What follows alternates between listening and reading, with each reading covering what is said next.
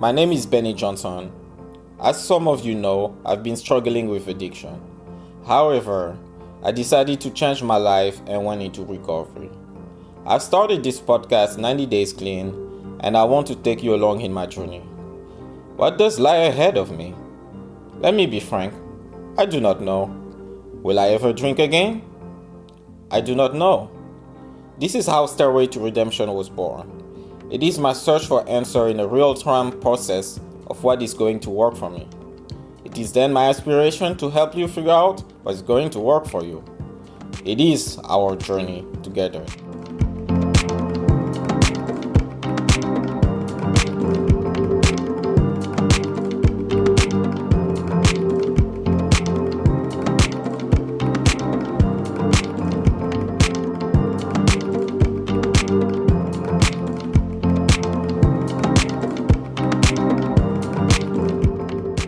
Hi everyone, welcome to Stairway to Redemption, episode 3. Today we have Julie, a member of Al-Anon. Why inviting someone who is not in recovery, you might ask? Well, during one's active addiction phase, the people we hurt around us also experience trauma that is often easily overlooked and not treated because they are not the sick ones. Some of them experience trauma so severe that they will fail in addiction themselves.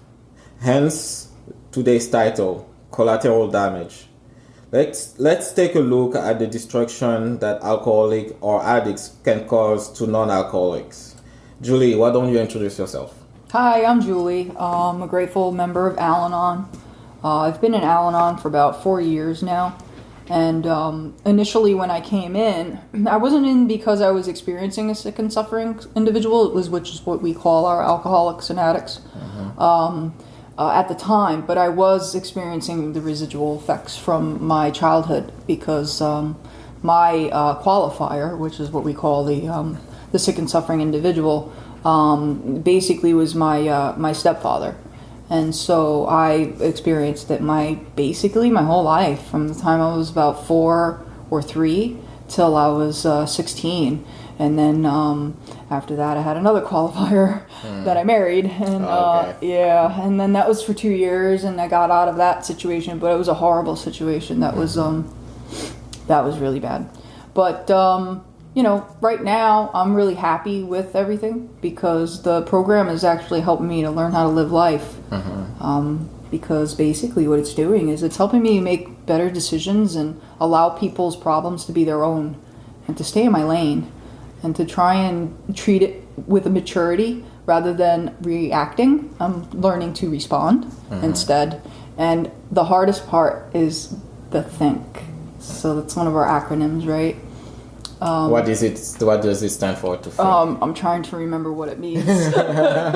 But it's basically like the pause. Okay. Pause and just, at times you don't have to answer. Our society is so used to instant gratification that we feel obligated to reply immediately. But naturally, we really shouldn't have to. Yeah. We can actually say, you know what, you asked me something, rather than answer the wrong way. Can I get back to you on that? Yeah, exactly. I agree. We're always so quick at reacting on the instant, because we maybe social media, maybe you need to be outraged at something, you need to be the first one to cast the stone at somebody when they do something wrong. No one wants to analyze anymore, but I totally understand. So like usual, first segment, state of the mind address. How are you really feeling today? What's going on in your life? Such a loaded question. I know, right? Overall, I'm doing okay, but I'm having a lot of different issues happening. Where thank God for a program, because without it, I really would be in trouble. So, on one hand, thank God I had alcoholics in my life that brought me to Al-Anon, because otherwise I wouldn't even know about it, and I would still be behaving the way I always did, which is basically the way that society behaves.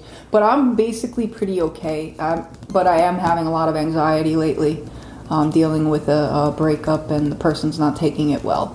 Okay, I see. Was that person also a member of the sick and suffering? They might be. Oh, okay. So you're like using all your tools from Al-Anon right now, trying to like,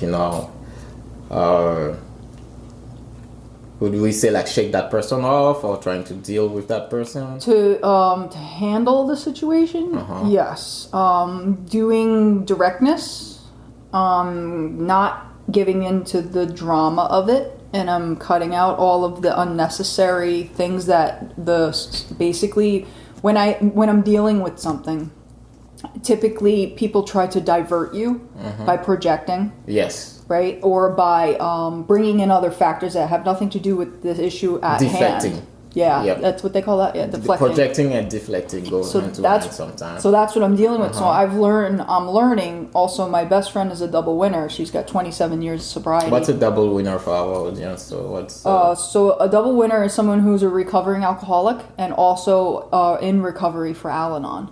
Okay. So they not only were an alcoholic at one time who got help in AA, but they also had someone else in their life that directly affected them with their alcoholism as well. Yes. Okay, so like the idea, like I've used in the intro, that like you can be trapped in addiction by somebody else, who suffer from addiction is then real, like you said, like, so double winners of those people, right? Yeah, the double winners are basically people who had the problem with the alcoholism, but also had someone else that had that same problem. So they actually experience both sides. Okay. So they don't just experience being the alcoholic and having that difficulty with living life and dealing with the emotions that come along with life and life's difficulties without using the crutch. But they also have the other side where now they've dealt with the insanity from the other side of the avenue, which basically what we do is we try to control. We'll try to stop you from drinking. We'll hide your stuff. We'll try to control you to keep you from doing what you're doing. And it makes us insane because we're so focused on you, we forget about us. Yes. And so exactly. We get a little nutty. I mean, like, yeah,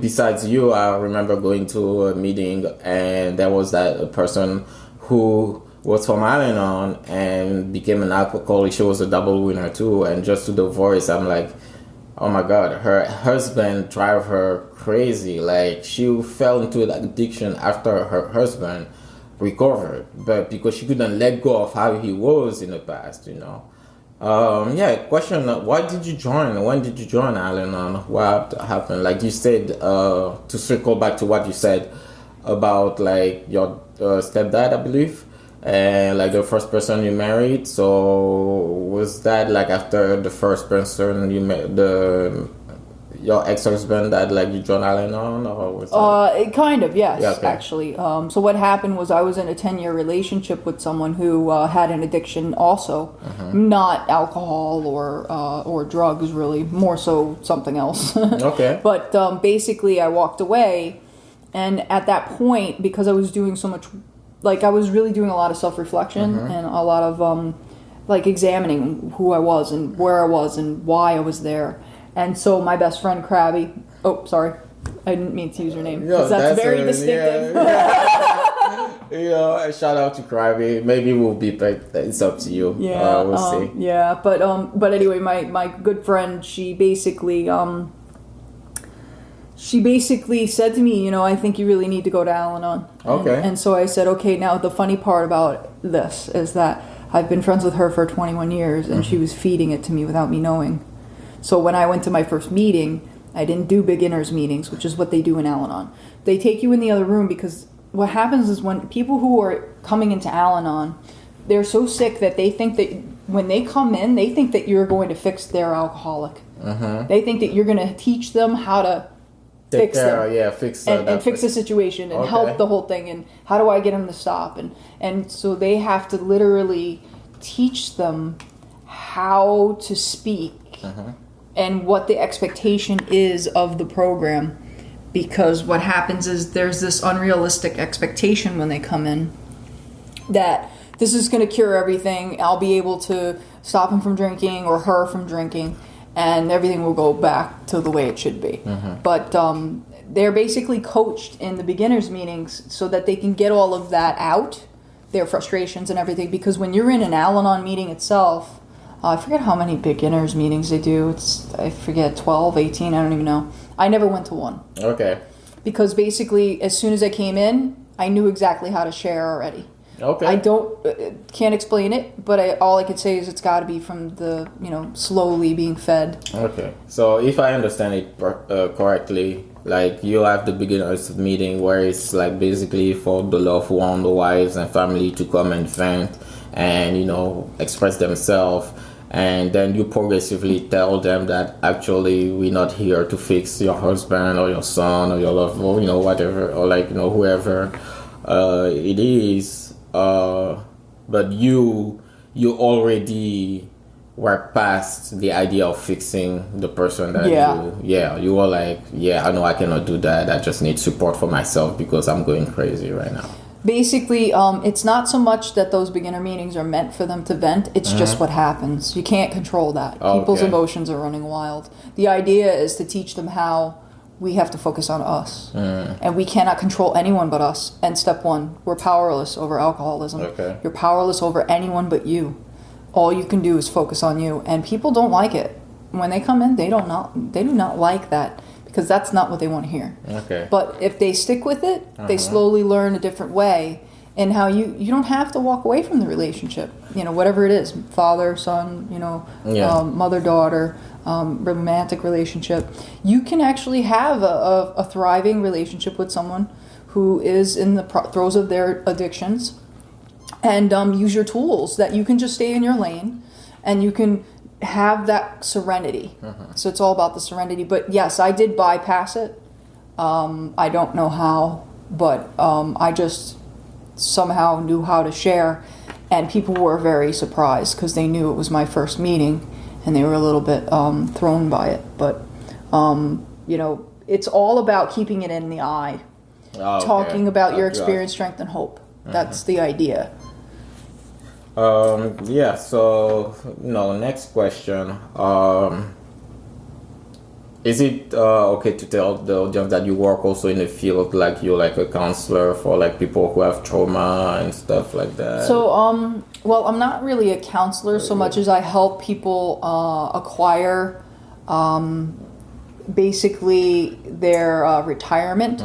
But what happens is a lot of those people are World Trade Center responders. Oh, okay. And so you also exposed there to like people who, because when I went to the meeting, I saw so many of like people who were like, firefighters, like cops, like they all fell in addiction, especially those who were like there for 9/11. Like even when they recount the events, they still talk about it in the present, and you're like, oh wow, that guy, he's still there, like, so. Yeah, for them it's all about the triggers. So it's the sounds, it's the smells, it's the, some of them just watching news. The news is very triggering. They have flashbacks just from hearing, a siren, or hearing, it could be anything.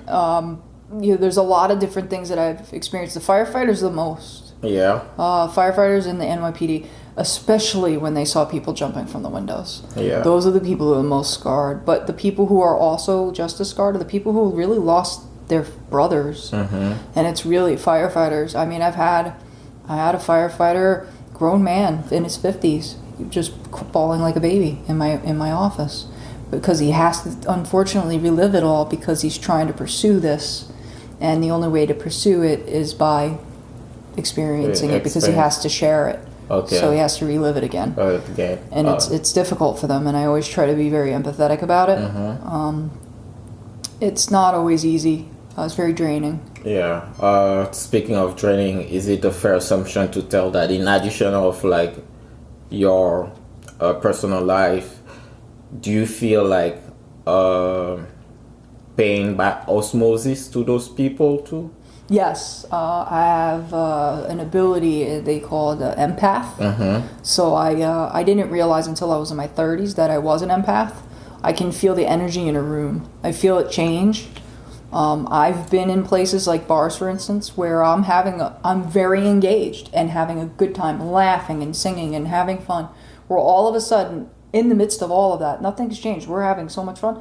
All of a sudden, my attention will be drawn away to another part of the room, and I'm paying attention and I'm observing a little bit. And then I tell the people that I'm with, I'm like, listen, just so you know, there's going to be a fight in like 5 minutes. So just don't be surprised. Be aware.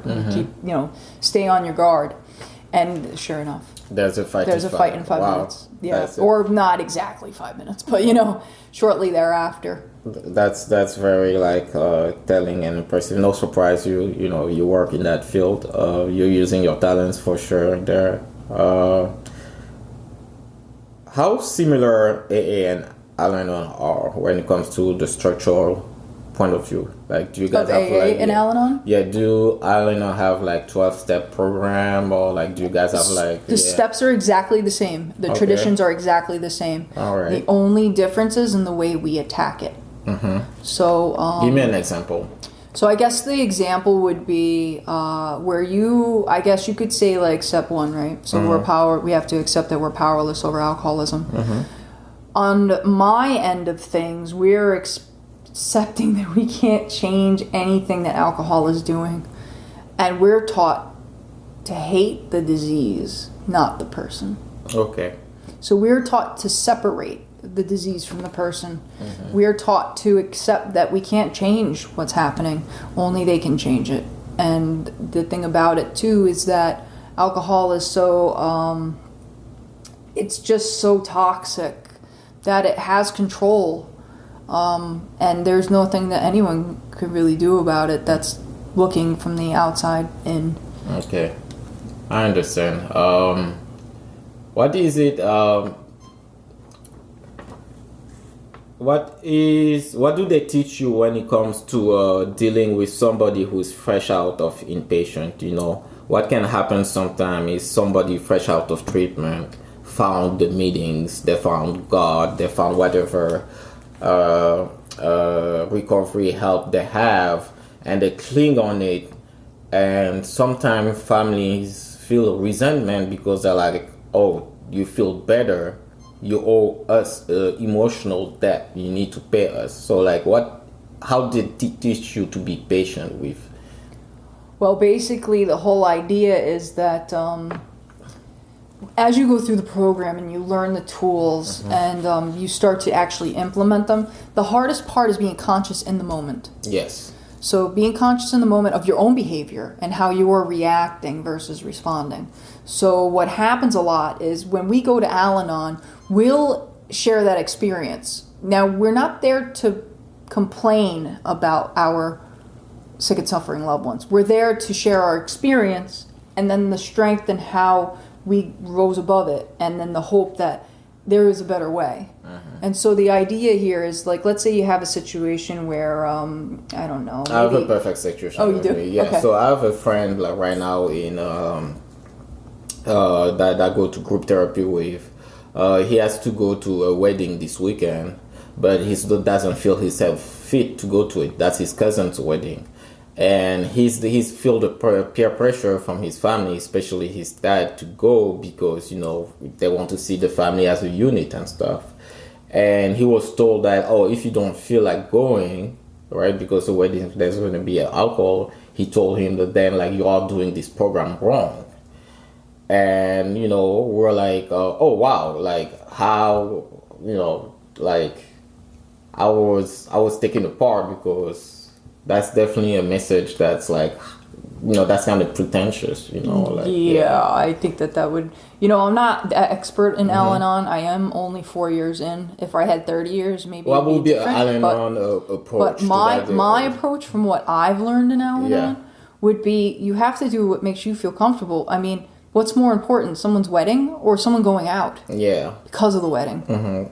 To me, it's more important for that person to do what they need to do to stay sober. Yeah. Yes, it's going to be disappointed, but you can't make everyone happy. Mm-hmm. And if they don't understand, that's not on you. Yeah. That's on them. Yeah, but it's hard to be dismissive because, I understand both sides, the family sides, because they put up with our BS for so long that they feel like we owe them an emotional debt that we have to repay. Yeah. I'm lucky enough not to feel that way, but I've seen some of my friends in it that are like, oh, my wife, like wants to go to the museum or wants to go to wine tasting. She wants me to come with her, that kind of event. Events where like they can be easily triggered. And they want to go back to that life of like us or, kids who want their kids back. Kids who want their dad back. Let's go to like a festival, let's go to the park, but like that can be a trigger for the father, or like those public events. And that's tough. Yeah, like that's very tough. And I know there's certain people I hear in the meeting who will talk about like, for instance, they'll talk about their husband, and how they're sober now and how they do have resentments and they work it out in the room where they'll say, I know it's not right that I feel this way, but it's just I can't even help it. But I'm trying to be more understanding. I'm trying to have the compassion for them and to recognize that although, yes, this is important to me, what's as important to them is just as there's no like my stuff is more important than yours because of this, that, and the other. It's equal and there has to be like a compromise there. But if the family isn't getting any kind of help or Al-Anon to understand what they're dealing with, you're dealing with a lot of ignorance. And so, unfortunately, ignorance breeds. We need to say anymore, right? So that's the problem with that if you're not getting the help that you need as an Al-Anon person, a family member who's been affected, you can trigger. That's one of the other main things about Al-Anon is that we're taught how to not trigger our sick and suffering loved ones into drinking because of us, because of our crazy behavior. Like if you are, I don't know, maybe you go to a bar every day, or our loved one goes to the bar every day at 7:00, and we wanted them to come home, and maybe there was some commitment that we had asked them to do, and they didn't. And yet we're always calling up the places, is he there? He's there. Well, the bartender's going to lie because he's, that's his business. He's not going to, So anyway, the point is that next thing you know, now she's showing up at the bar, and it gets so embarrassing, and you're with all your friends, and you're like, oh my gosh, this freaking lady's crazy. Yes. We are. But that's because we've become so enwrapped, like embroiled in the alcoholism that it's almost like there's no separation. It wouldn't matter. We might as well be drinking too. Like that's how we get insane. And the sad part is like there's no enough like I think emphasis or talk about you guys and the people who are suffering around. That's why I would like to bring, the light with this episode on like the collateral damage that we cause, to others. But like, do you think that what to do not to trigger like try not to. But in your honest opinion, do you think like there are some duties that people who get out of treatment, outpatient, tend to neglect, even if giving them the leeway that they should have? Do they still have duties toward their loved ones? Like, could you like think of few? Yeah, I suppose so. I guess the typical, depending on the nature of the relationship, the typical expectations, which we really shouldn't have because that's how we get disappointed. But when there's like a husband and a wife, there are certain roles that we play within that relationship that are to be expected because of the nature of the relationship. Maybe we both work. Maybe we both, we have to take, maybe we have children. You have to take turns with the children. Maybe they're in sports. So there's some expectations there, but the other problem is that when someone is first out of rehab or first newly sober, the behavior's still there. That takes a long time to... Like, let me take this example. So let's take the 90 meetings, 90 days of AA, right? Somebody is fresh out of treatment. They commit to doing the 90 meetings in 90 days, and it conflicts with the schedule of him and his family. Let's say like pick up the kids after soccer. Yeah, that's a tough one. Yeah. That's a tough one because it's so, because you're trying to live your life, but there's so much focus on the AA and how that's all they can do right now. That's all they're capable of. But I mean, I think that what happens with me is because I've gotten to the point of where I'm at.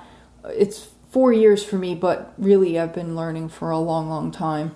I came into an acceptance of things where I recognize that someone's sobriety is more important than anything, because if you want them to maintain what it is, the path that they've been put on with AA, you're going to have to make some adjustments. Yes, it sucks. Yes, we become resentful. We do. I can't say that we don't. We become resentful.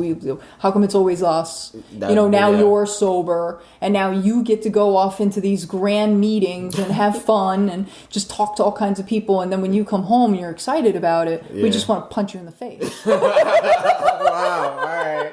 I'm happy I'm not married. But I'm just saying, like, yes, it does. It's natural. I don't think that you can really control it unless you are in a place with your program. Like, I think that I've gotten past the whole idea that I can change others. I think that I can only speak about me because everyone's experience is different. You could speak to me, I'm in Al-Anon. You could speak to another person in Al-Anon, and you probably get a different point of view. Yeah, totally different. But yes, we get very resentful. We feel that you owe us something. Oh, that was what I was going to say. So I've gotten past the point of being angry with my sick and suffering loved ones. I'm no longer, except for one. But that's except for one. But that person totally ruined my whole family. My stepfather, he's a terrible person. It's not because he's an alcoholic. He's just not a good person. I see. So, but the thing is, I've gotten past the anger of it all, and so I've come into like a I don't know. It's interesting. I kind of am ironically grateful. Okay. Because I now have a program that makes me check my own behavior. I see. I don't see people outside a program checking their behavior. I see lots of dysfunction everywhere. Yeah. And no one's willing to look at themselves. And this program is so gentle. Even AA is pretty gentle. Yeah. AA and Al-Anon, from what I've experienced from going to open meetings. As far as that, listen, you're going to make mistakes sometimes. But don't lose hope. Don't become... like, oh, I screwed up, that's it, I'm done. Get back on the horse. Keep going back. Keep coming back. Keep coming back. Stay in the meetings. Because basically what it's all about is, we're all human and we all make mistakes. And so you just have to learn from them. I see. That's totally true. There are like workshops between AA and Al-Anon, right? Like on the... They have, so in Al-Anon, what they have is an anniversary meeting. And our anniversary meeting celebrates the group. So if I think my Al-Anon meeting is like 40-something years old. So what happens at an Al-Anon anniversary meeting is pretty spectacular. They get an AA speaker. Okay. They get an Al-Anon speaker, and if they can, they get an Alateen speaker. So that's Alateen is for teenagers. Al-Anon for teenagers. Okay. Or young people. Okay. Yeah. So this way they have a place to go to express themselves and learn about the tools and how to handle having maybe an alcoholic parent or grandparent. I see. Yeah, and so it's beautiful. So they each have their segmented time to speak about their experience, strength, and hope. And it's beautiful. It's a wonderful experience going to an Al-Anon anniversary meeting. Okay, that's definitely something that I will have to check out, in the future. I have this question. I'm not victim blaming in any sense, but do you have any trauma or uncomfortable truth about the past that you're still not facing that put you in this situation? Because I noticed you had your stepfather, the husband, the people you deal with that is there something that like you said, you're an empath. Do you think you've always been an empath just, from birth, or there was something that there was an event that make you sensible to seeing others pain, trauma? Where does it start? Because, let's face it, to be a member of Al-Anon and then to be exposed to it every day or every trauma, like it must be training on you at some point. Is that like, because there's something behind it, like? Well, yeah, I don't know if I've always been an empath, but I know I'm an old soul. From the moment as far back as I can remember, I just understood stuff. Like 3 years old, I knew what divorce was. No one was getting divorced in 1982. I mean, maybe a few people, but how would I know? I wasn't like out hanging out with people. I was 3. But yes, I have traumas that are still I'm still experiencing. I have a lot of people-pleasing problems. Okay, that sounds familiar. Huge people-pleasing problems. I have a tendency to put others before me. Yep. And I forget about me. And that's why Al-Anon's so important. Yeah. And unfortunately, if I don't go to meetings for a while, that's what happens. Okay. I find myself focusing on everyone else. I will help everyone. Okay. If I was able and still be able to keep myself going, I would help everyone in the world. Yeah. There's something wrong with me. But, no, I'm sure I'm there with you, like a little bit about me. Like, I suffer from like survivor guilt and imposter syndrome. Like I come from like a very harsh environment where I've seen like people who didn't make it. I mean, I work hard to get where I am. But like, for example, the old job I was at, I survived 2 waves of layoff, and both waves, when it happened, I went straight to the bar and drank my ass off and like, was doing drugs because it affected me like hardly mentally to see like friends or coworkers who have kids lose their job. I knew I was indispensable to the company and that I work hard. That's what I was kept there. But I was like, I'm making 6 figures. All I do with my money is buying electronics and sneakers. Those guys need their money to live. So I was like, oh wow, like it was hard. So I it hit me with my head, and I wanted to try to help, but I knew I couldn't do anything, and feeling empathy or wanting to try to help others is definitely a feeling like, I would stretch myself thin to help others. And the worst is like when somebody will come and try to ask you for help, but you are KO'd, like you have no energy and you cannot say no because you're like, oh, they need it more than I do. I had to learn that in rehab, like with, not to stretch yourself thin. That's definitely, Yeah, that's definitely a good lesson. That's hard. Yeah, I am forever doing that. Yeah. That's why I end up like exhausted all the time. I have a very busy life all the time. I am... Quite honestly, I don't think I had one night this week where I can actually relax. Yeah. I think maybe I'll get a Saturday, but probably not. Not because I'm going out and having fun, but because I have to deal with situations, and it's like, I get it. But the empath thing, I wonder, because you seem to feel very strongly about how that affected the other people, aside from your interpersonal relationships with them. I kind of wonder if maybe you have a little bit of empath in you yourself, where when someone's telling you something about something tragic, like, are you near tears? Can you almost feel what they're feeling? There was that one instance where there was a neighbor. She was in pain, when I was living in Philly, and she was having a bad time, and I made her a hot cocoa, and we was drinking. I was just holding her in my arms, and she was crying. And it's also almost as I felt her pain passing through, and I was like, man, the feeling was weird. Like when I got home, I'm like a very avoiding person. I have intimacy issues, and I care about that girl a lot, right? And I didn't like the feel, like avoidance basically is the opposite of codependency. Like when I get used to people or how good it feels to be part of a community, it stresses me out because I'm like, oh, I'm going to be dependent on that feeling. So I break all bridges and just I'm all about being at least emotionally self-reliant. Stay right there. Yeah. Stay right there. Right? Mm-hmm. Arm's length. Yeah. Don't get any closer. Yeah. And at the same time, I'm nice to people because I want to be nice to people. So when people see something wrong with me and I act a certain way that's out of character, they're like, what's wrong with you? We want to help.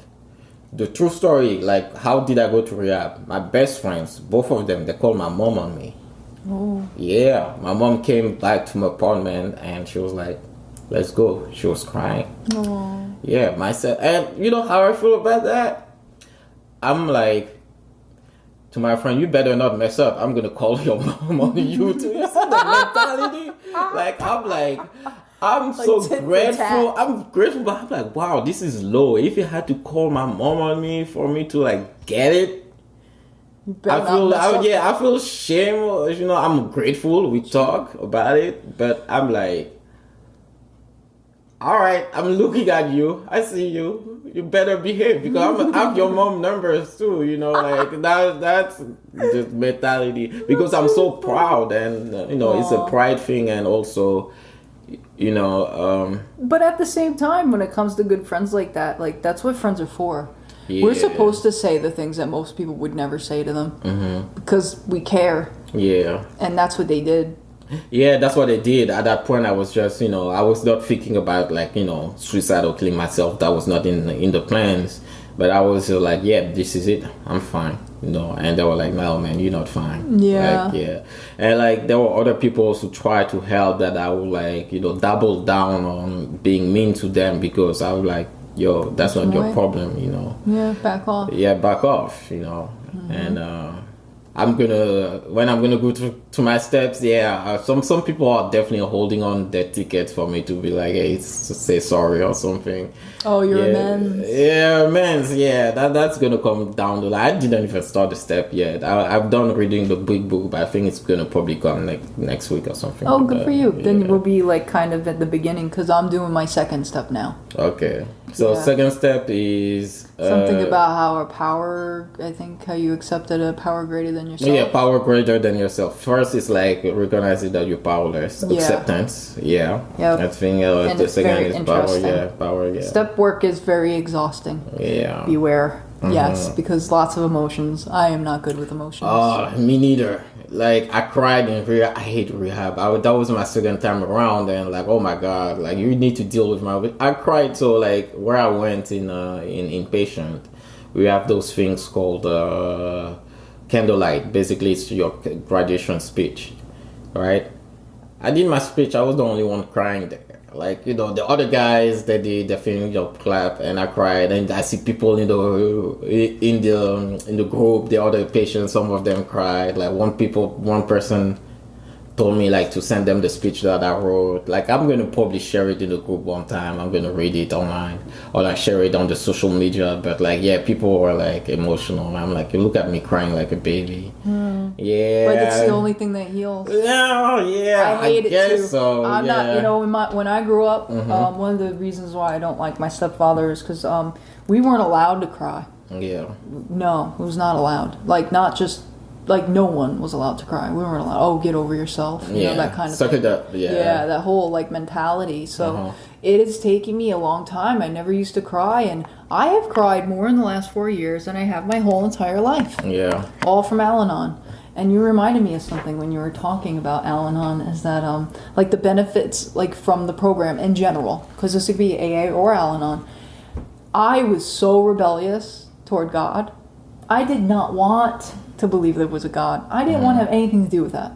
So the program didn't completely bring me there, but it allowed me to suck up my nonsense and to acknowledge that, you know what, I could be wrong. I was taking care of someone who I cared deeply for, and they had stage 4 cancer.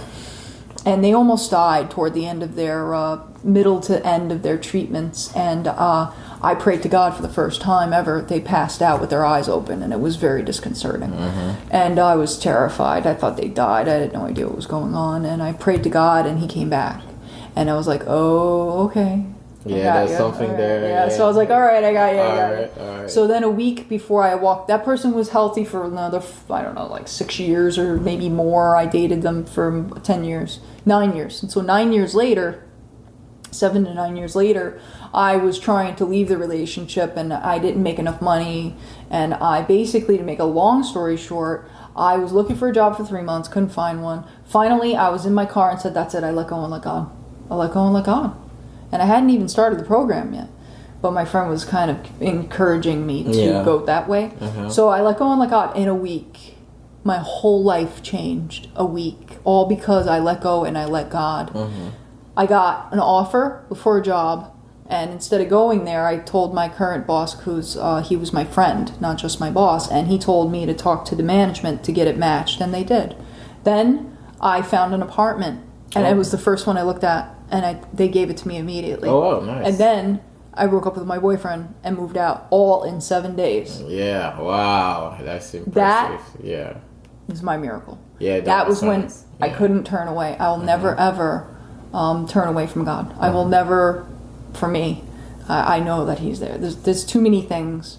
But the thing about Al-Anon that I really like so much is that it slowly allowed me to get over myself. How so? You're not a pretentious person at all. No, but I used to be different. Okay. I was a very different young person. I think because of the nature of my situation with my living arrangements. I was basically Cinderella. I was cooking and cleaning.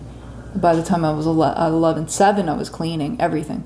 I mean, setting the table, washing the dishes, cleaning the floors. I mean, changing diapers. I mean, I was doing everything from the time I was 7 at least that I can remember, all the way to 16, raising children. So the point being that I was a very confrontational, I was an asshole.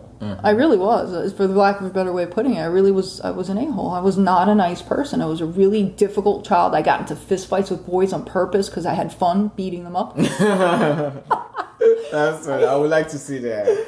I used to play tackle football. I was a rough and tumble girl. I was a tomboy. I always hung out with boys. I was never hanging out with girls because they were boring. Yeah. And they just into dolls and stupid stuff like painting nails and doing hair. And I didn't care about. I still am kind of like that.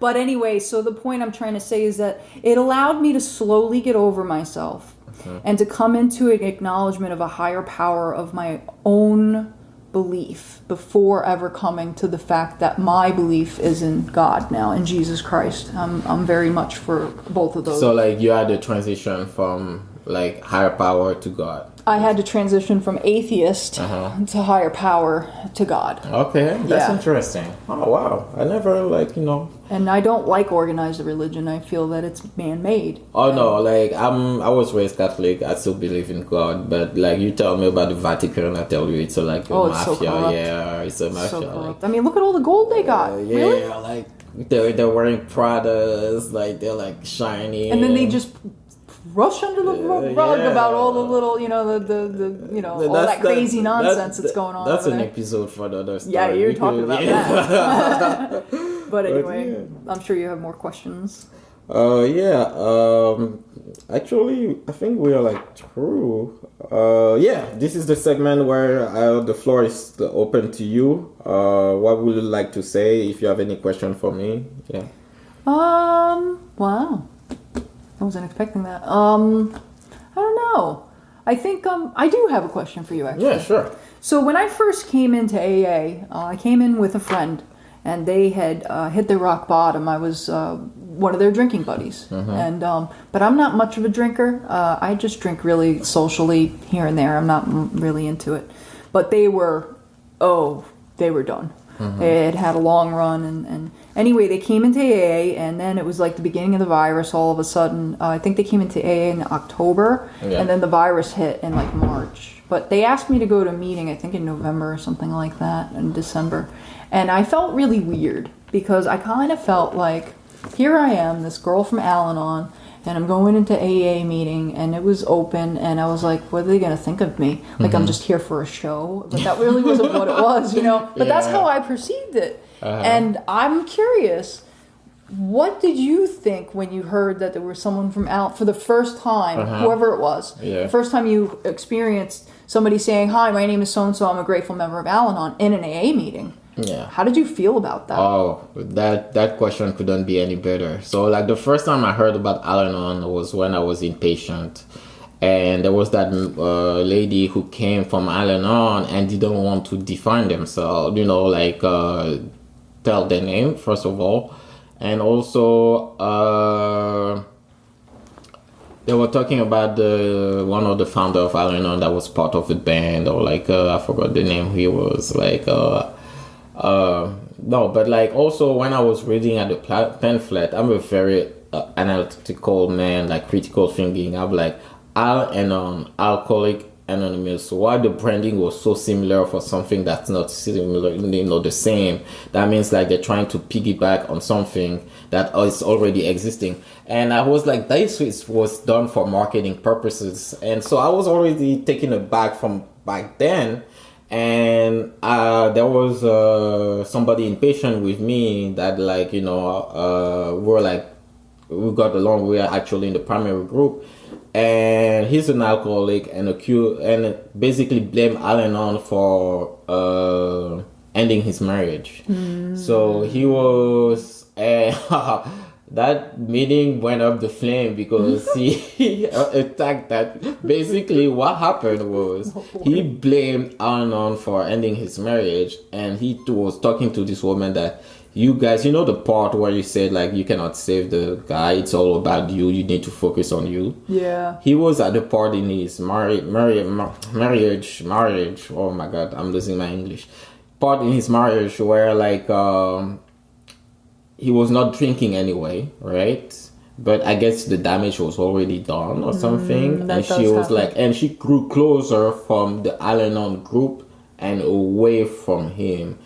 And basically they separated, and then he relapsed. Aww. So that's what happened. So to answer the question, when I heard you were from Al-Anon, I was like, because I was there at several of our meetings before knowing that you were from Al-Anon, and we already talked, and I was like, yeah, she's cool, I thought you were one of us.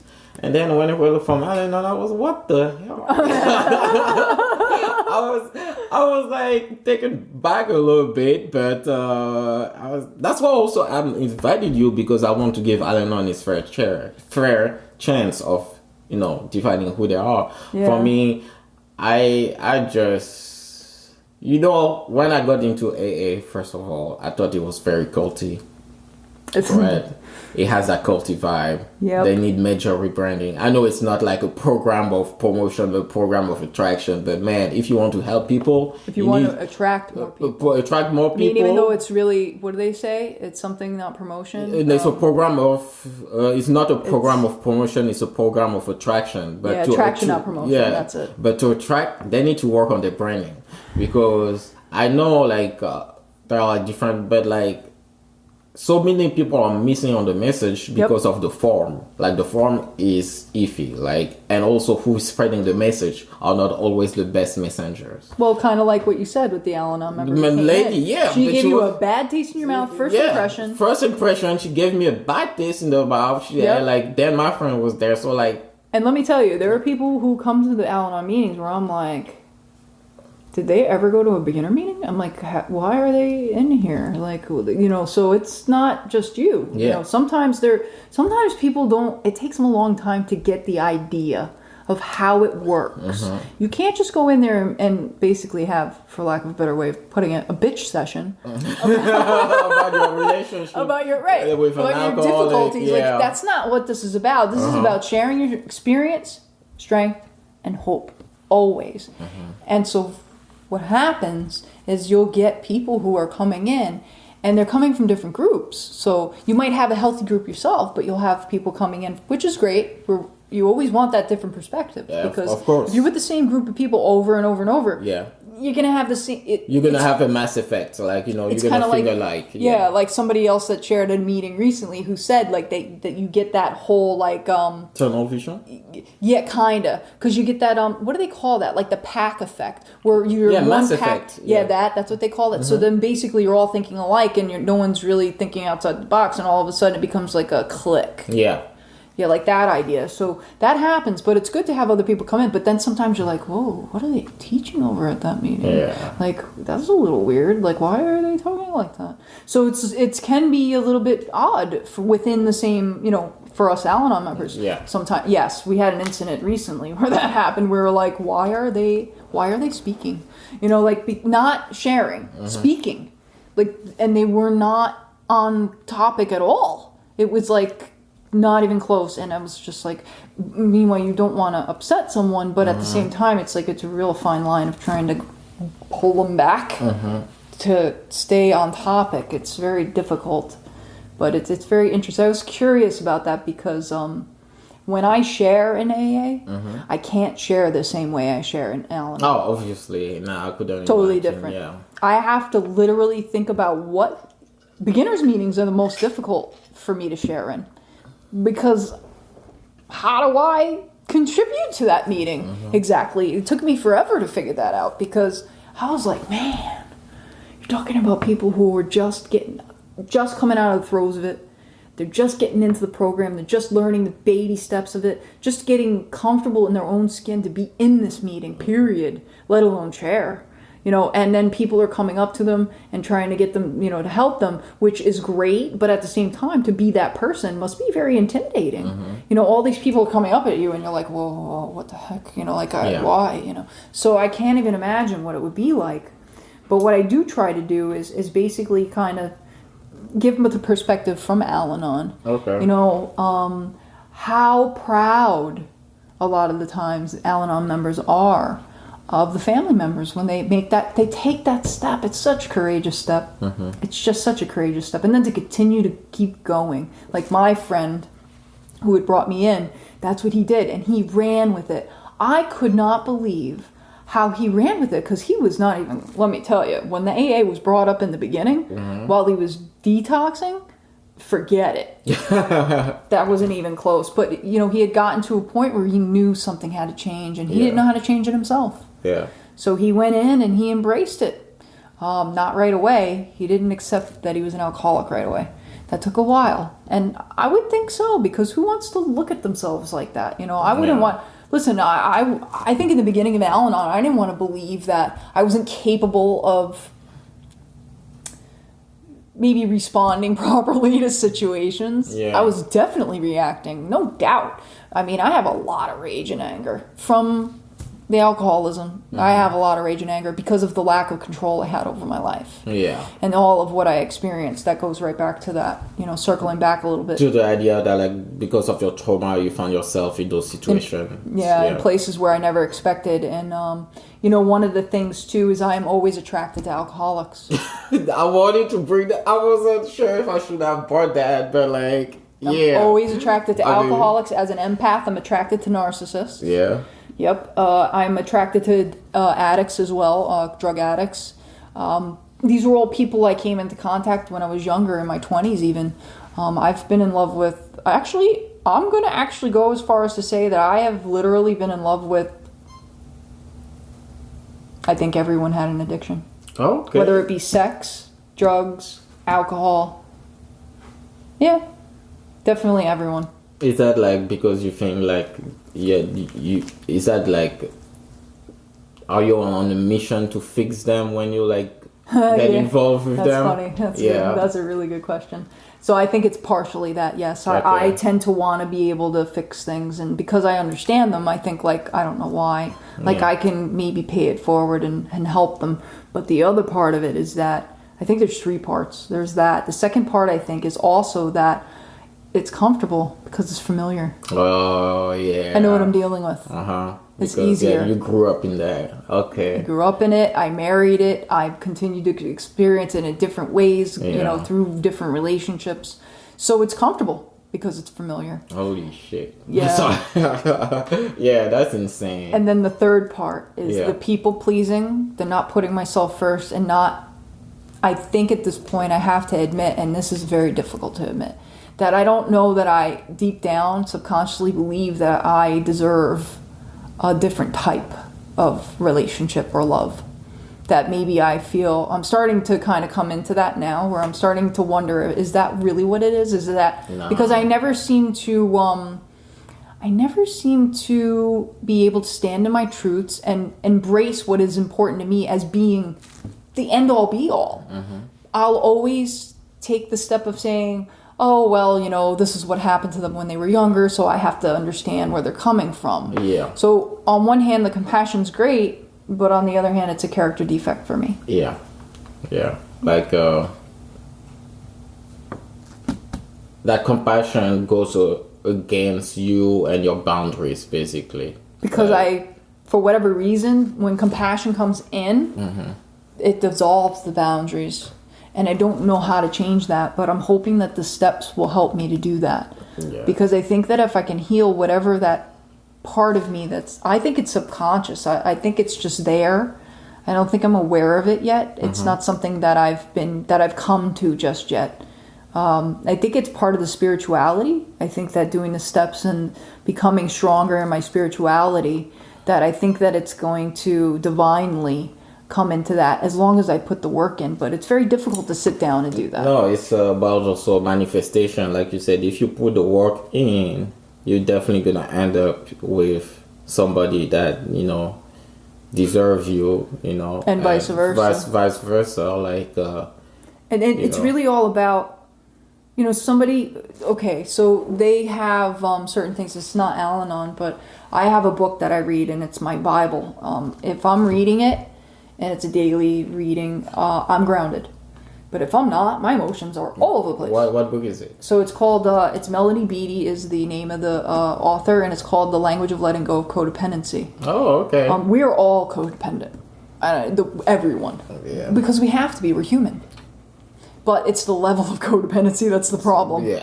And it seems that people who are affected by alcoholism and addiction seem to be the most codependent, because it's almost like they're so focused on the issue and helping with it that they forget about themselves, and they're no longer, like, even with me, I've noticed lately that I have this innate feeling that when I hear someone's having a hard time with something, that I want to, like you said, it's like a savior complex. It's weird. Yeah. Like, I want to help them, and I know about this, so I can help them. But it's like, you can't help everyone. Yeah. That is a very difficult lesson To learn, acceptance. Yeah, that you cannot help everyone. You have to recognize when you have to help yourself. When you're hurting yourself to help someone else, there are red flags that you need to be aware of. And one of them is when you start to feel awful about who you are. Wow. That's deep. That's deep. And that happened to me recently. Oh. I was in a very good place, I would say about a year and a half ago. Really good place, like top of the world. I was doing so good. My program was strong. I was going to Bible meetings on Wednesdays. I was working my program. I'd, walk and talk and speak to God and pray and purge. That's how I purge my stuff. I walk a lot, and I purge all of that stuff I accumulate from walking around a daily basis from everybody's stuff, especially when I work. And I purge it all. And I have a friend who I love her. She's so cool. She's like my twin, and we joke that we're yin and yang. Okay. Because I'm the white part and she's the black part. She's her name. She's because she's black and I'm white, and we always discuss like all the cultural differences and what we think about what's going on in the world and stuff. But she had said something to me. She's so cool. We are literally the same person, only just that's it. That's the only difference. Yeah. I mean, culture different too. Yeah. But we grew up down south. She's a military brat. I'm a military brat. Like, there's so many commonalities. It's crazy. Yeah. Okay. But she told me that when you walk, she's like, I know you like to walk on the boardwalk, to walk at the beach, but when you're having really, really hard days, she's like, take your shoes and socks off and walk on the beach, because the ground will pull a lot of that out of you, and you'll become one with the earth, and you'll be closer to God. And I was like, wow. And she's right. Yeah. When I do that, it's like, whoa. It's so cool. It's amazing. No, those meeting on the beach where we both go to, like, I like just to take my shoes off, bury them in the sand, listen to people. This is my favorite meeting, definitely. Like, it just like you say, ground you. Maybe the ground takes your energy and stuff, but I feel like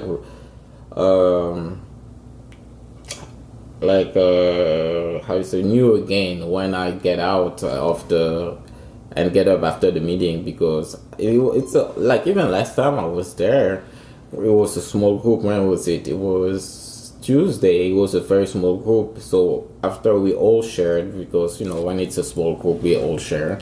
We still had let's say about 10 minutes on the clock. Instead of ending up early, we meditated, and it was great. Oh, that's cool. Yeah, it's really nice. Yeah, it was great. That's something I'd like to get into, and I'm very into crystals and things like that. I'm a little bit it's fine. I'm into a lot of different things. Yeah, my whole thing is energy. just all about energy. Yeah, it's all about energy. I mean, I carry rocks in my pocket. Not rocks, crystals. Yeah, I have a crystal. Minerals. I have this.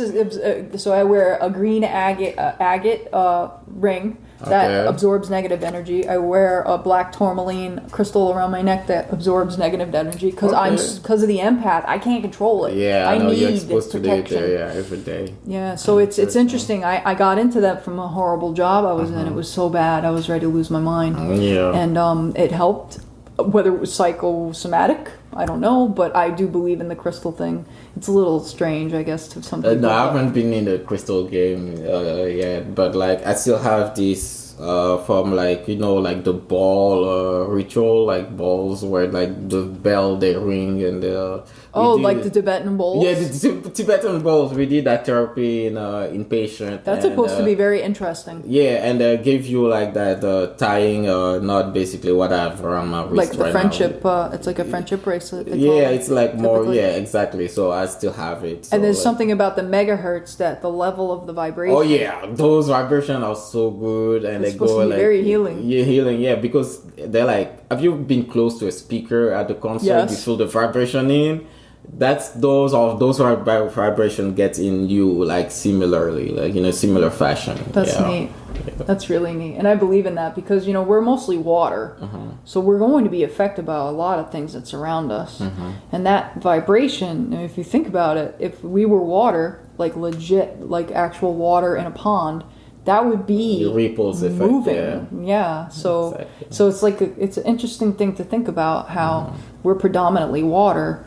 And the moon affects us, and all those different things. I don't know. I like all kinds of stuff. Yeah, I'm into all kinds of stuff. You know what it is? I think ever since I came into the realization that there is a higher power, that I'm recognizing that there are no coincidences anymore, and that maybe there's something bigger than us. Oh yeah, I know there's something bigger, because just me personally, for my sanity and where I'm from, I need to believe that there is something bigger than us, because I can pinpoint, I can agree that, I'm here, I'm where I am right now because I work hard. I made it to the state because I work hard. I got the degree because I work hard. But I know people who work as hard as I did who didn't get that chance. So there must be a parameter out there that I don't know of. I call it luck at first, because I hate luck. Luck is not logical. Everybody gets lucky. Good people, bad people. So to explain where I am now, to justify, there must have been something. I must have my purpose or something. So there must be definitely a higher thing out there. I call it God too. That makes, that helped me to see where I am right now. And just for my sanity, not to go crazy, I need to believe in it. Otherwise, this will have no meaning, It's funny. I was watching a YouTube video the other day, and I forget what the guy's name was. He's from Canada. And he was talking about I think it was that. He was talking about how our world is not doing well because a lot of us don't believe in God. Without a God, there's no checking. like our morals aren't checked and all these other things aren't checked, so it really doesn't work. You really need to have the belief of something, a higher power, whatever it may be, even if it's, the universe. Yeah. Exactly. And that, like, we need that as human beings. We need a guiding light. Yeah. And if we don't have it, it's just, look at our world right now. I know, right? Definitely. All right. This was definitely the longest and the greatest episode so far. I mean, it's only episode 3, but damn, I cannot wait for people to listen. It's just going to keep getting better and better while you're different people you're choosing. I'm sure. I'm sure you ask very good questions. I'm trying. And I always wondered about that question I asked you. Yeah, because I always feel like, do you feel like I don't belong there? Oh, hell no. You do belong. You're one of us. What are you talking about? All right, guys. This concludes the episode of Stairway to Redemption. I will see you next week. Stay tuned for the outro. Bye. Bye.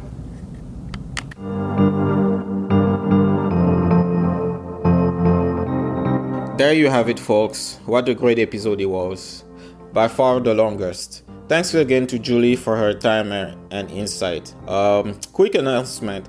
I will be attending this weekend ESCEPA 8. ESCEPA stands for Empire State Convention of Young People in Alcoholics Anonymous.